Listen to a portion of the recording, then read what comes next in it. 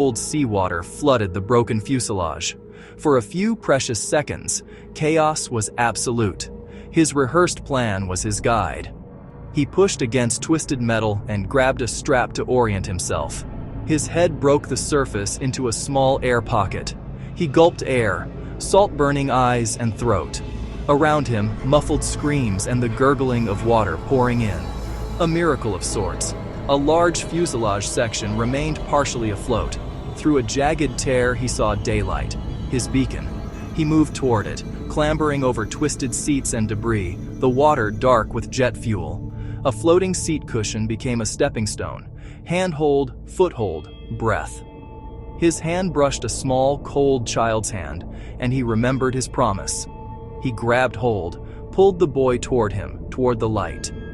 Once outside the wreckage, the scale of the disaster was laid bare. The ocean was littered with debris and struggling survivors. The mangled plane sank slowly as the sun began to set. Andy remembered the vest and pulled the cord. The buoyancy lifted him. He pushed the boy onto a floating panel and held fast. The minutes after the crash were surreal. The adrenaline faded into the cold reality of the open ocean. The chaos gave way to a quieter struggle. The cries of the injured and the encouraging calls between survivors. Small tools became lifelines. A properly inflated life jacket, a seat cushion, a seatbelt repurposed to lash people together. He secured the boy and swam to help a woman struggling nearby.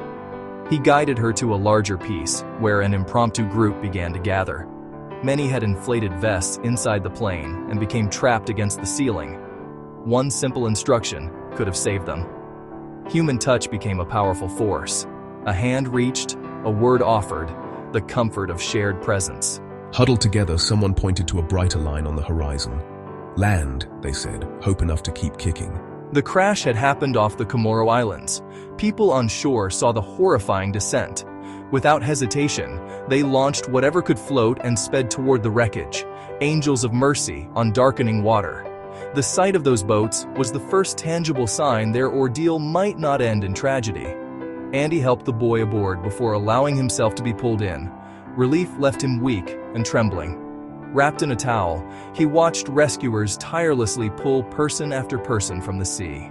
On shore, doctors and nurses set up a makeshift triage center. Survivors were wrapped in blankets, their bodies shaking from cold and shock. Of the 175 people on board, only 50 survived. He felt immense grief and a humbling gratitude for being alive.